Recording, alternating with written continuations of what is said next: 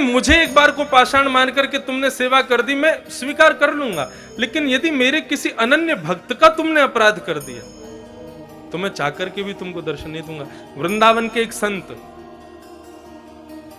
वे एक बहुत बड़े व्यापारी थे, सावधानी से सुनिएगा, लेकिन वृंदावन आकर के कथा भागवत श्रवण करने के बाद में ऐसा संतत्व जीवन में आया कि सब परित्याग करके उन्होंने संन्यास ग्रहण कर लिया। एक महात्मा जी से दीक्षा ले ली। महात्मा ने उनको सुंदर गुरु मंत्र प्रदान किया और कहा कि इस मंत्र की निष्ठा मान करके, इस मंत्र को ही योगेश्वर कृष्ण का स्वरूप मान करके इस पर पूर्ण विश्वास के साथ इसका जप करो। ठीक। और जैसी गुरु जी की आज्ञा थी, पहले जमुना स्नान, फिर रज को माथे से लगा करके, रज को अपने 12 अंगों में लगा करके फिर मंत्र का स्मरण करना। ठीक, सावधानी से सुनना। संत गए, पहले तो यमुना में डुबकी लगाई, डुबकी लगा करके ब्रज रज को अपने पूरे तन पर लगा करके और गुरु मंत्र का, गुरु तारक मंत्र का जैसे ही स्मरण करने लगे तो एक बार में ही, एक मंत्र का जाप करते ही, नेत्र बंद करते ही उनको श्री लाडली जी और श्री ठाकुर जी का दर्शन होने लगा। तो एक बार नहीं हुआ है। हमारे गुरुदेव, हम जिस परंपरा से हैं, जिस प्रकार पुष्टि मार्ग के मुख्य प्रणेता श्री वल्लभाचार्य जी हैं, ऐसे हमारे श्री संप्रदाय के मुख्य जो आचार्य हैं वे हैं अनंत श्री विभूषित भाष्यकार स्वामी श्री रामानुज भगवान शेषावतार।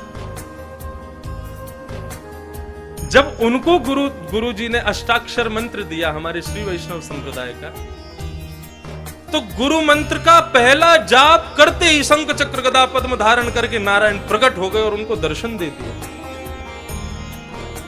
भक्तमाल में वर्णन है कि गुरु मंत्र का, वैसे तो शास्त्र क्या करते हैं, गुरु मंत्र किसी को सुनाना नहीं चाहिए, लेकिन जैसे ही श्री रामानुजाचार्य जी ने पहला अष्टाक्षर मंत्र गाया और पहला मंत्र का उद्बोधन करते ही नारायण प्रकट हो गए, तो उनको प्रणाम करना भी भूल गए। क्या किया? बोले गोपुर है आरूढ़ उच्च स्वर मंत्र उच्चारो। हमारे श्री वैष्णव संप्रदाय में जो दक्षिण में मंदिर होते हैं उनके बड़े ऊंचे ऊंचे गोपुर होते हैं। आप लोग तिरुपति जाओ, श्रीरंगम जाओ, श्रीरंगम का गोपुर तो महाराज किलोमीटरों दूर से दिखाई देता है। तो जैसे ही रामानुजाचार्य भगवान ने श्री नारायण प्रभु के दर्शन किए तो प्रणाम भी नहीं किया, दौड़े हैं और सीधे गोपुर के ऊपर खड़े होकर के अष्टाक्षर मंत्र को जोर जोर से चिल्लाने लगे, गाने लगे। आचार्यों ने कहा, बोले अपराध कर रहे हो, गुरु मंत्र को खुले में गा रहे हो।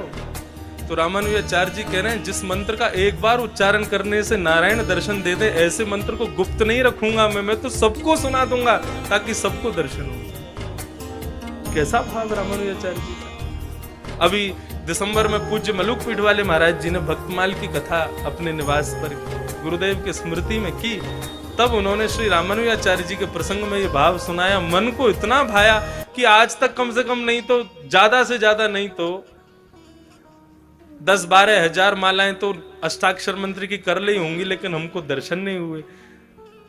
तो वे क्या कह रहे हैं, बोले कि इतने विश्वास से गुरु मंत्र का उन्होंने उच्चारण किया कि नारायण एक बार में ही प्रकट हो गए। गुरु मंत्र में इतनी सामर्थ्य। तो वृंदावन के उस भक्त को गुरु तारक मंत्र दिया, वो कहा इसका जाप करो। यमुना जी स्नान करके ब्रजरज तन से लपेट करके जैसे ही वे आंख बंद मूंद करके बैठे तो श्री लाडली जी और किशोरी जी और लाल जी दोनों प्रकट हो गए और दोनों दर्शन देने लगे। और केवल दर्शन नहीं, लीला का दर्शन कराते थे उनको, और वो बैठे बैठे वहीं पर लीला का दर्शन करते थे। आज ठाकुर जी मान कर गए हैं, आज ठकुरानी मान कर गई हैं, यहां ठाकुर जी ठकुरानी को मना रहे हैं, आज ठाकुर जी को ठकुरानी मना रहे, ऐसा दर्शन उनको होता।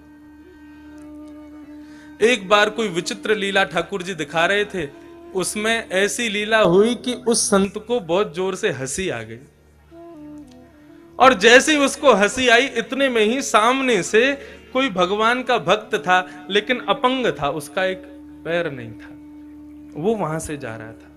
अब जैसे ही उसका वहां आना हुआ, इनका जोर से हंसना हुआ, इसकी हंसी को सुनकर के उन्होंने विचार किया कि मेरे इस दुर्बलता पर ये हंस रहे, मेरी अपंगता पर हंस रहे। और इस बात का विचार करके वो बड़े दुखी हो गए। जैसे ही उनके हृदय में दुख आया, इनके नेत्रों में ठाकुर ठाकुरानी का जो दर्शन हो रहा था वो अंतर ध्यान हो गया। इन्होंने नेत्र खोले, पुनः यमुना जल से अपना मुख धोया, पुनः ब्रजरज लपेट के फिर से गुरु तारक मंत्र का उच्चारण किया, लेकिन अब ठाकुर जी बुलाने से भी नहीं आ रहे। बार बार अदृश्य अदृश्य अदृश्य हो रहे।